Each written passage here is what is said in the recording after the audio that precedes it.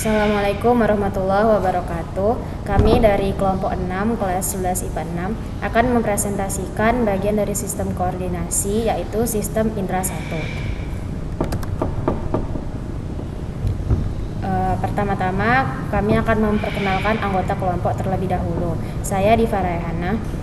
Saya Hamdan Purnama. Saya Monik Angelika. Saya Putri Rahma Yuniati. Selanjutnya kami akan memperkenalkan terlebih dahulu apa itu sistem indera yang akan dijelaskan oleh Hamdam. Sistem indera adalah salah satu bagian dari sistem koordinasi yang merupakan penerima rangsang atau reseptor. Indera yang pertama mata memiliki reseptor retina, kepekaan fotoreseptor cahaya. Yang kedua yaitu telinga memiliki reseptornya yaitu organ kokti sel rambut. Kepekaannya fonoreseptor suara dan pendengaran. Yang ketiga ialah hidung memiliki reseptornya saraf olfaktori, kepekaan gas atau bau. Pada presentasi kami kali ini kami membahas 3 topik, yaitu indera penglihatan, indera pendengaran, dan indera penciuman. Selanjutnya adalah indera penglihatan yang akan dijelaskan oleh Monik. Bagian-bagian mata. 1. Aksesoris mata. A. Kelopak mata untuk pelindung mata dari debu. B. Bulu mata melindungi mata dari cahaya. C. Alis melindungi mata dari aliran keringat dan air hujan. D. Air mata yang dihasilkan oleh kelenjar air mata berfungsi untuk kelembapan dan membersihkan mata dari debu dan bakteri. 2. Bola mata terdiri atas 3 lapisan dari luar ke dalam, yaitu A. Tunika fibrosa terdiri atas sklera yang berwarna putih, tidak tembus cahaya. 2. Kornea, tembus cahaya, transparan untuk memfokuskan bayangan benda pada retina. B. Tunika vaskulosa terdiri atas koroid untuk memberi zat makanan pada retina. 2. Corpus ciliaris terletak di antara batas depan retina sampai sklera kornea. 3. Iris merupakan di tengah iris ini terdapat lubang bulat yang disebut pupil yang berfungsi untuk mengatur intensitas cahaya yang masuk. C. Tunika nervosa atau retina merupakan bagian mata yang paling peka terhadap cahaya, khususnya bagian retina yang disebut bintik kuning. Proses indera penglihatan. Pertama, cahaya dipantulkan oleh benda, lalu ditangkap oleh kornea, melewati pupil, lalu lensa, kemudian aqueous humor masuk pada retina, menghasilkan bayangan yang akan dikirimkan ke otak lalu menghasilkan kesan melihat.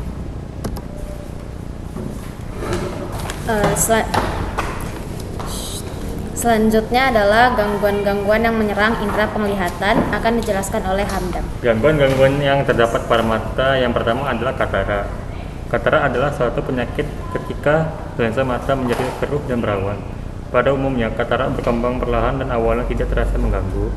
Namun, lama-kelamaan katarak akan mengganggu penglihatan dan membuat pengidap merasa seperti melihat jendela berkabut, sulit menyetir, membaca, serta melakukan aktivitas sehari-hari. Penyakit ini merupakan penyakit penyebab kebutaan utama di dunia yang dapat diobati. Yang kedua adalah protegium. Protegium merupakan penyakit mata yang ditandai dengan tumbuhnya selaput di bagian putih mata yang dapat menjalar sampai kornea. Pada tahap awal akan muncul noda berwarna kuning di area putih mata. Muncul noda tersebut dikarenakan pengumpulan lemak, kalsium, dan protein. Protegium bisa menyerang kedua mata atau salah satunya. Yang ketiga adalah strabismus atau mata juling. Istilah medis dikenal sebagai strabismus terjadi akibat adanya gangguan koordinasi pada otot penggerak bola mata. Gangguan tersebut dapat membuat salah satu mata melihat ke arah depan sedangkan satu mata melihat ke arah atas, bawah, dan samping. Pada umumnya mata juling lebih sering terjadi pada anak-anak. Faktor penyebabnya belum diketahui, tetapi diyakini ada keterkaitan dengan sistem saraf yang bertanggung jawab terhadap kontrol otot mata, tumor tertentu, benturan pada kelakal atau penyakit mata, dan lain. Selanjutnya adalah indera pendengaran. Indera pendengaran yaitu telinga. Telinga terdiri dari 3 bagian. Pertama ada telinga bagian luar. Telinga bagian luar terdiri dari daun telinga atau pinna, yaitu pengumpul getaran suara. Lalu yang kedua ada gendang telinga atau membran timpani sebagai penangkap bunyi, dan ada lubang telinga luar atau meatus auditorium. Kemudian bagian yang kedua adalah telinga bagian tengah. Terdiri dari osikel yang tersusun dari 3 buah tulang pendengaran yang kita kenal adalah martil, landasan, dan sambudi. Fungsi 3 buah tulang pendengaran ini adalah untuk menangkap getaran dari gendang telinga atau membran timpani dan meningkatkan amplitudenya. Kemudian yang kedua adalah buluh eustachius atau tabung auditori. Fungsinya untuk menyeimbangkan tekanan udara di luar dan di dalam rongga telinga. Lalu yang ketiga ada telinga bagian dalam, terdiri dari rumah siput atau koklea sebagai reseptor pendengaran, dan di dalam rumah siput ini terdapat organ korti yang mengubah getaran suara menjadi impuls atau rangsangan, serta terdapat cairan endolimfo yang merupakan tempat bermuara saraf. Lalu yang kedua adalah saluran kanalis semisirkularis atau 3 saluran setengah lingkaran. Fungsinya adalah untuk menjaga keseimbangan tubuh. Kemudian yang ketiga adalah saculus dan utriculus yang berisi sel saraf. Selanjutnya adalah proses pendengaran. Pertama, gelombang suara atau bunyi diterima daun telinga, kemudian masuk saluran telinga. Suara akan menggetarkan membran timpani atau gendang telinga. Kemudian getaran suara diteruskan ke tulang pendengaran dan koklea. Lalu getaran ini akan diterima oleh organ korti. Di organ korti, rambut kecil akan mengubah gelombang suara menjadi sinyal listrik dan kemudian akan diteruskan ke otak melalui saraf pendengaran.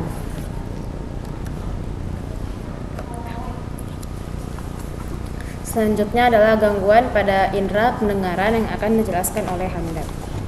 Gangguan yang terdapat pada telinga yang pertama adalah tuli kongenital. Tuli kongenital adalah tuli yang terjadi sebelum persalinan atau pada saat persalinan, disebabkan oleh kelainan secara genetik dan non-genetik. Yang kedua adalah serumen atau kotoran telinga. Serumen atau kotoran telinga adalah kondisi yang mungkin terjadi jika Anda jarang atau salah dalam membersihkan telinga. Kondisi ini biasa disebabkan oleh penumpukan kotoran yang menyumbat di liang telinga Anda. Yang ketiga adalah otititis, media suppuratif atau kronik, atau disingkat OMSK, atau dibilang conge, infeksi telinga tengah yang kronis sehingga gendang telinga sobek dan cairan keluar. Lalu topik yang ketiga adalah indera penciuman yang akan dijelaskan oleh Putri. Bagian-bagian hidung. Yang pertama, lubang hidung. Yang kedua, bulu hidung. Yang ketiga, septum pemisah hidung, terdapat pembuluh darah. Keempat, rongga hidung, terdapat selaput lendir dan silia atau rambut halus. Kelima, rongga hidung. Keenam, saraf hidung atau saraf olfaktori sebagai reseptor utama. 7. Sinus hidung untuk melembabkan dan menyaring udara. 8. Saluran hidung tenggorokan atau nasofaring mengatur tekanan udara dan pelindung dari infeksi. Proses indera penciuman. Rangsang atau bau masuk ke lubang hidung, ke epitelium olfaktori, ke mukosa olfaktori, ke saraf olfaktori, ke talamus, ke hipotalamus, ke otak, daerah olfaktori atau korteks cerebrum. Selanjutnya adalah gangguan yang menyerang indera penciuman yang akan dijelaskan oleh Hamdan. Gangguan pada indera penciuman. Yang pertama adalah rinitis. Rinitis adalah penyakit yang diakibatkan radang hidung karena alergi. Yang kedua adalah sinusitis, yaitu penyakit yang terjadi akibat peradangan pada bagian sinus. Yang ketiga adalah salesma atau cold dan flu, yaitu penyakit ini biasanya ringan dan dapat disembuhkan dalam waktu 7 hingga 10 hari. Common cold ini juga umum dikenal sebagai bentuk pilek karena infeksi terjadi di hidung dan tenggorokan. Sekilas gejala penyakit yang ditunjukkan memang menyerupai flu dan influenza. Sekian dari presentasi yang dapat kelompok kami sampaikan. Kurang dan lebihnya kami mohon maaf. Wabillahi taufiq wal hidayah. Wassalamualaikum warahmatullahi wabarakatuh.